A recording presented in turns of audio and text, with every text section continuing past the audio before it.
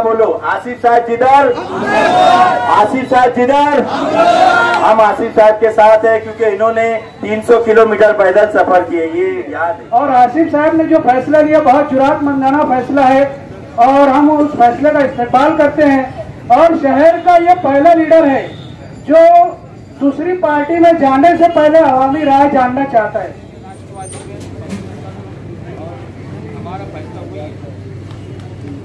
शुक्रिया। बोलिए हजरत, बुजुर्ग हजरात भी बोलने की कोशिश करें। तो भाई आसिफ साहब जिधर हम भी उधर।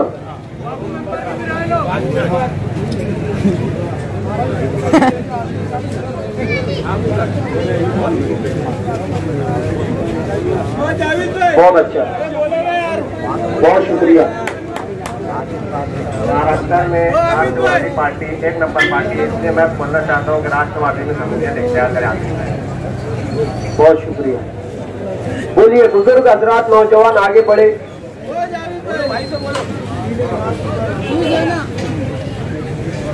बहुत अच्छा। बाबू मेंबर के साथ अक्सर राय ऐसी आ रही है कि इधर से भाई साहब ने बोले, राजू पहलवान बोलते हैं कि साहब को राष्ट्रवादी में जाना है। बाबू मेंबर भी कही ये राय है कि राष्ट्रवादी में जाना है। वाजिब भाई अपने बोलते हैं कि आसिफ साहब जिधर उधर। उसके बाद ये आपका क्या नाम है? सफी मिस्त्री। आपका खलील भाई। ये दोनों की ऐसी राय है कि ये कहते हैं कि आसिफ साहब जिधर हम उधर, और बाकी लोगों का क्या बोलना है? बोलो नाम के साथ बोलूंगा। हाँ, ये हमारे रशीद भाई है, हमारे जमीन के डेवलपमेंट क्या बोले दलाल। हाँ, रशीद मामू। उनका क्या राय है? आपकी क्या राय है? आसिफ साहब जिधर, रशीद भाई भी उधर। और कौन है? मुदीन प्रधान। आपका कुछ बोलना है? हाँ, जैनू वेल्डर सर क्या बोलना है? आसिफ साहब जिधर उधर। अनिस अंबर। आमीन भाई हमारे ये बिजनेसमैन ये भी बोल रहे कि आसिफ साहब जिधर हम उधर। गाजी मुजफ्फर। आसिफ साहब जिधर, गाजी मुजफ्फर भी उधर। और किसको क्या बोलना है भाई? बोलो।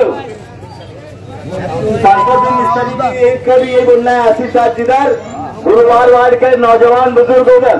ये बोलना है ना आपका? और किसका बोलना है? आतिक भाई हाँ, आसिफ साहब जिधर, अतीक बेग साहब का भी यही बोलना है। बहुत अच्छे हमारे सोशल वर्कर है। हाँ, जावेद टेलर। अच्छा, हाँ, जावेद भाई का ऐसा बोलना है कि सेकुलर पार्टी में शमूलियत इख्तियार करो। वार्ड के लिए नहीं, शहर के लिए नहीं, कौम के लिए भी कुछ काम जो पार्टी हमें देंगी, वादा करेगी, ऐसी पार्टी में जाओ। तो उनकी ऐसी राय है कि 2 सेकुलर पार्टियां फिलहाल महाराष्ट्र में मौजूद है, कांग्रेस और दूसरी राष्ट्रवादी। तो उनकी ऐसी राय है कि राष्ट्रवादी में शमूलियत इख्तियार करना चाहिए। हाँ, इस्माइल भाई। हाँ, इस्माइल भाई राकेल वाले, खिचड़ी वाले प्लस 2। तो उनका भी ये कहना है कि आसिफ साहब जिधर वो भी उधर। और किसका बोलना है भाई? प्रोग्राम को क्या नाम है? गयास भाई हमारे, उनका भी बोलना है। क्या बोलना है आपका? आसिफ भाई जिधर रहेंगे उधर रहेंगे। आसिफ साहब जिधर, गयास भाई भी उधर। और किसका क्या बोलना है भाई? हाँ बोलो, जल्दी से बोलो, राय दो। आसिफ साहब हमारे महबूब लीडर हमारे बीच है। हाथ उठाओ भाई, हाथ उठा के दो राय। आसिफ साहब जिधर, हाथ उठाओ सब।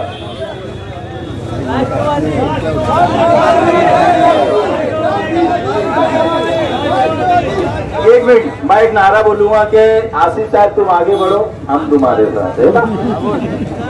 नारा हो जाएगी बात, तेज आवाज में बोलना चाहिए। आसिफ साहब तुम आगे बढ़ो, हम तुम्हारे साथ हैं। आसिफ साहब तुम आगे बढ़ो, हम तुम्हारे साथ हैं। हर जोर जुल्म की टक्कर में, हर जोर जुल्म की टक्कर में। हमारे बुजुर्ग हजरात, नौजवान साथी, दोस्तों और साथी, आप लोगों को पता है सोशल मीडिया, इलेक्ट्रॉनिक मीडिया और प्रिंट मीडिया अखबार के जरिए आप लोगों ने सुना, देखा और पढ़ा। कल मैं कांग्रेस पार्टी से अलग होने का मैंने कल ऐलान किया। और इस्तीफा राजीनामा महाराष्ट्र प्रदेश कांग्रेस कमेटी के सदर साहब को मैं भेजा।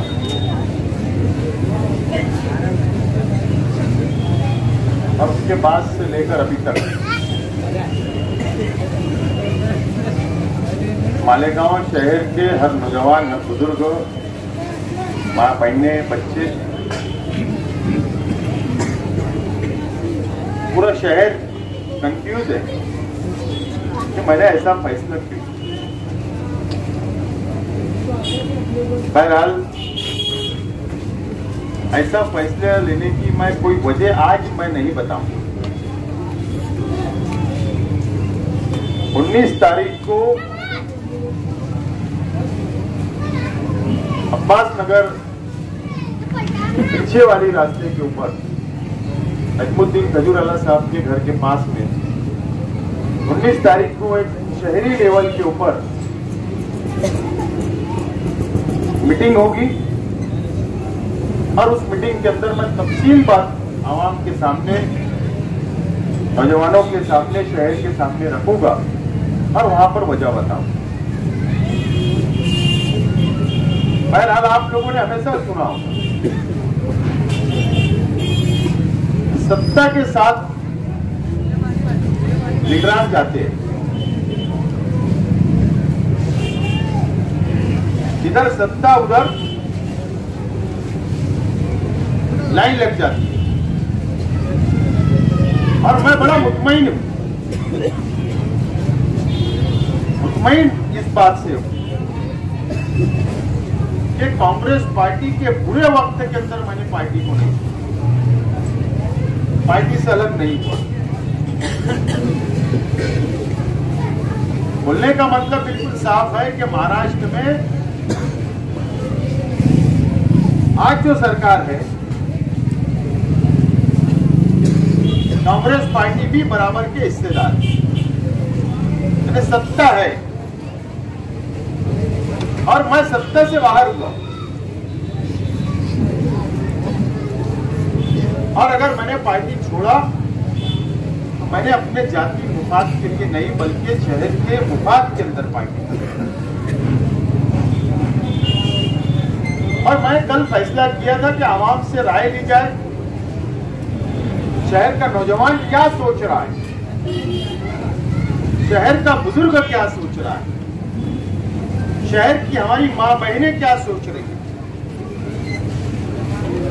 आप लोगों की सोच मेरे तक किस तरीके से पहुंचे, आप लोगों के मशवरा मेरे तक पहुंचे, इसके लिए फैसला किया कि वार्ड वाइज मीटिंगें लेकर, कॉर्नर सभा लेकर, आवाम का रुझान जानने के बाद मैं 19 तारीख को फैसला करूंगा कि मुझको क्या करना है। जातिवाद होता है। शहर की आवाम बोलेंगे आजाद रहकर अपना इंडिपेंडेंट लड़ना है और तैयारी करना है और सियासत करना है, आजाद उसके लिए भी तैयारी। आपने बोले, आप बोलोगे कि कोई सेकुलर पार्टी ज्वाइन कर लो तो भी तैयारी रहेगी, आप बोलोगे आज जहां है वहीं रुक जाओ तो भी तैयारी रहेगी। बोलने का मतलब हर वक्त हमने अपनी मन की चीज, मतलब आपकी, इसके लिए आपसे मैं मशवरा लेने के लिए यहाँ पर आया। देखिए, मैं आप लोगों से, शहर की आवाम से, शहर के नौजवानों से, बुजुर्गों से, मेरी माँ बहनों से मैं अपील करूंगा, शहर इस बात का गवाह है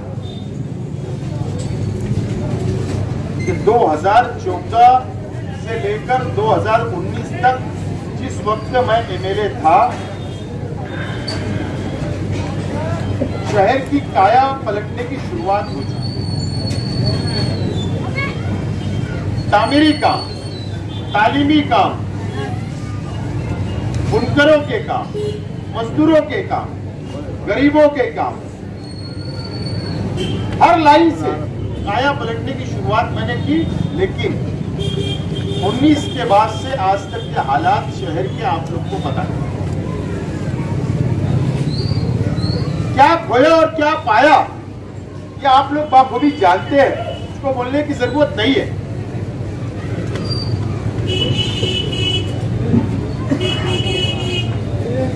आप जो भी मशवरा दो,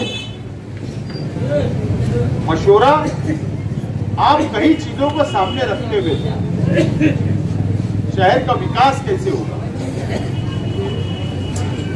शहर के हमारे नौजवानों को तालीम के मैदान के अंदर कैसी तरक्की मिलेगी, शहर के हमारे छोटा मोटा व्यापार करने वालों की किस तरीके से सहायता होगी, हमारे मजदूरों को कैसे बेनिफिट मिलेगा,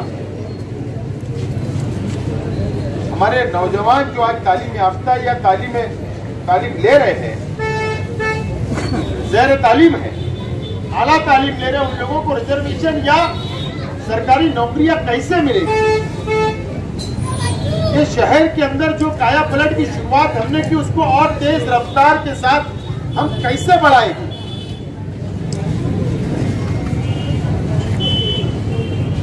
ये शहर आज जो नाकामी झेल रहा है इन 1.25 सालों से, उससे कैसे निजात मिलकर हम लोग आगे बढ़ेंगे। आज हमारे बुजुर्ग कई हमको मिल रहे, सिर्फ एक बात, 65 साल का पगार नहीं, वजीफा नहीं मिल रहा, बेवाएं मिल रही, यतीम मिल रहे। वजीफे की बात इतनी छोटी बात, अगर उसके लिए हमारे बुजुर्ग बोलते होंगे तो अफसोसनाक बात है। यह शहर के अंदर क्या चल रहा है। बहरहाल बहुत सारी बातों को सोचकर समझकर आप लोगों को फैसला करना है, और मशवरा आप वही दो जो शहर के मुफाद में होगा, नौजवानों के मुफाद में होगा, मजदूरों के मुफाद में होगा, छोटा मोटा रोजगार करने वालों के मुफाद में होगा, तालीम याफ्ता नौजवानों के मुफाद में होगा, माँ बहनों के मुफाद में होगा, और शहर के विकास, शहर के डेवलप के मुफाद में होगा। वही मशवरा आपको कि ये करेंगे तो बेहतर, वो करेंगे तो बेहतर, ये मत करो, ये करो, जो भी आपको बेहतर वो मशवरा दो। मैं हर चीज का जवाब, हर चीज की वजह 19 तारीख जुमा का दिन रहेगा, मैं वहां पर बताऊंगा मुकम्मल तफसील। आज मुझको महाराष्ट्र प्रदेश कांग्रेस कमेटी से भी बड़े लीडरान का फोन आया, और अलग अलग पार्टियों के लीडरान का भी। वोट लगाने वालों की बहुत छोटी है और कच्ची भी है।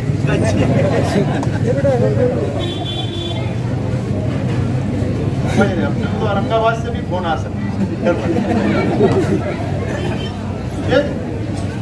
आपका भाई आपका नुमाइंदा का कद बहुत ऊंचा है, बात मुझे पता है। तो महाराष्ट्र प्रदेश कांग्रेस कमेटी के लीडरान का भी फोन आया, अलग अलग सेकुलर पार्टियों के लीडरान का भी फोन आया,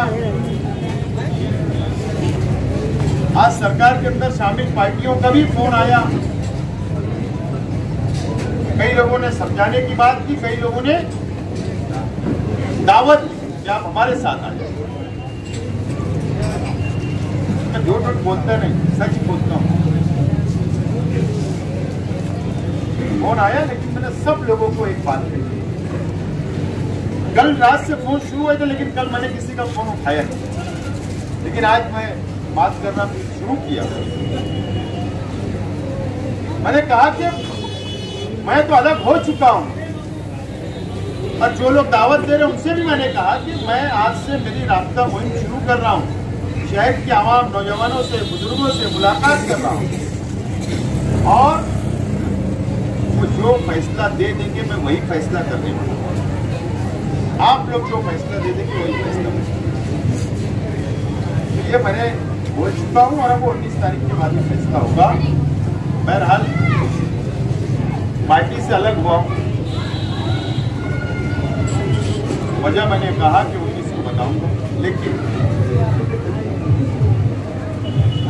जो हमारे मुखालफिन कोशिश कर रहे हैं कि दरार पैदा कर दें।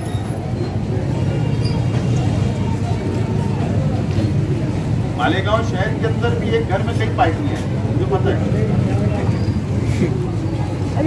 कांग्रेस की शेख रशीद साहब की क्रियाक्रम में भी 2-2 पार्टियां हैं। मैं एक बात सिर्फ कहना चाहता हूँ कि मैं कांग्रेस पार्टी से अलग हुआ हूँ। बाप बेटे का रिश्ता ये आज भी है, कल भी रहेगा और इंशाल्लाह आखिरत तक रहेगा। ये बात बिल्कुल सच है। शेख रशीद साहब को जो अखबारात में बयानात आए बिल्कुल सच है कि मैंने फैसला ले लिया। कल प्रेस कॉन्फ्रेंस तक इसको मैंने, रियाज अली भी परेशान हो गया था, बोले क्यों नहीं बोले। मैं बोला मैं 5 किलो मस्का लेके आता थे लगा। मैं इसको प्रेस वाले सामने बैठे था, जब तक मेरी जबान नहीं हिली, जब तक किसी को पता भी नहीं था कि मैं क्या बोलने वाला। बहुत कॉन्फिडेंशियल मैंने अपनी बात को रखकर और कल प्रेस के सामने, और जितने मेरे साथ बैठे थे उनको भी पता नहीं था मैं क्या बोलने वाला। तो बहुत कॉन्फिडेंशियल मैंने फैसला कर दिया, किसी को पता नहीं था। लेकिन खैर अभी वक्त तो मैंने लिया हूं, जो 19 तारीख तक 20 तारीख तक आवाम से मुलाकात करने का, रुझान समझने का, और रुझाना समझने के बाद में मैं फैसला लूंगा तो क्या करना है, आप क्या चाहते हो, जो आप चाहेंगे मैं करूंगा। ध्यान रखिए, मेरा लिए कोई सियासी मंच नहीं है, किसी के खिलाफ आज तकलीफ करने की बात नहीं है। बहरहाल 19 तक ब्रेक, तलवार मैच में रख लिया पूरे 19 तक। फिर हमारे जो मुखालिफ लोग हैं उनके मैच में से निकाल लेंगे उसमें। बहरहाल शहर के अंदर बहुत मसाइल सामने खड़े हो गए, अब उसको हल करना है। जो हमारा नेशनल हाईवे है, आज ही की घटना है, मोटरसाइकिल के ऊपर मियां बीबी और एक बच्चे एक्सपायर हो, ट्रक वाले ने मार के 40 को फाटे। एक दिन पहले स्टार के पास, फिर पीछे 40 को फाटे। कई हादसा, कई एक्सीडेंट, कई मौतें हो गई। जिम्मेदारी थी नुमाइंदगी की, देखना चाहिए क्या हो रहा है क्या नहीं। आज जैसे ही पता चला, मैं 40 को फाटे के ऊपर, मैं और मेरे 2 लोग थे, हम साथ में वहां गए, बैठ गए, पूरा हाईवे जाम कर दिया, लोग जमा हो गए, हिंदू मुस्लिम सब एक लोग मिल के बैठ गए। तहसीलदार आया, तहसीलदार को वादा लिया गया कि मैं कल से ब्रेकर का काम शुरू करूंगा, लाइट का काम है, यहाँ पर सोनगांव फाटा है, मालदा फाटा है, स्टार के पास है, लब्बैक के पास है, दरेगांव में है, लाइट हाई मास्ट लगाए जाए, चंदनपुरी का है, और उसका ब्रेकर वगैरह बनाए जाए। सर्विस रोड की बात की, बोर्ड एंट्री की जो बोर्ड है वो नहीं है, बहुत सारी बात मैंने आज उनसे वादा किया। उन्होंने 4-5 दिन का टाइम मांगा, लेकिन मैंने उनसे एक बात और बुलाई, अगर काम नहीं शुरू हुआ, खैर हम समझ लेंगे सर्विस रोड का जमीन का मसला हुआ तो वक्त देंगे, लेकिन बाकी काम अगर शुरू नहीं हुए, मैंने वहां पर मीडिया के सामने, पब्लिक के सामने, तहसीलदार को, वहां के एपीआई को साफ तौर पर मैंने ऐलान किया हूं कि जीसीबी लेकर मैं खुद तुम्हारा नेशनल हाईवे तोड़ डालूंगा अगर काम बंद करना, अब उसका उत्तर होगा नहीं जाएगा। अब हम बर्दाश्त नहीं कर सकते कि एक्सीडेंट के अंदर हमारे नौजवान, हमारे बच्चे, हमारी बहनें मर जाए, यह बर्दाश्त नहीं कर सकते। ऐसे मसाइल जो शहर से लगे हुए हैं, वो मसाइल को हम उठा रहे हैं, आगे उठाते रहेंगे। और मैंने तो कल भी कहा कि मैं बहुत संघर्ष करने वाला इंसान हूँ, और मानसिक संतुलन मेरा बिगड़ता नहीं। कुछ लोग इलेक्शन आते मानसिक संतुलन बिगड़ जाता। 14 के बाद से कुछ लोग का अभी तक मानसिक संतुलन खराबी है।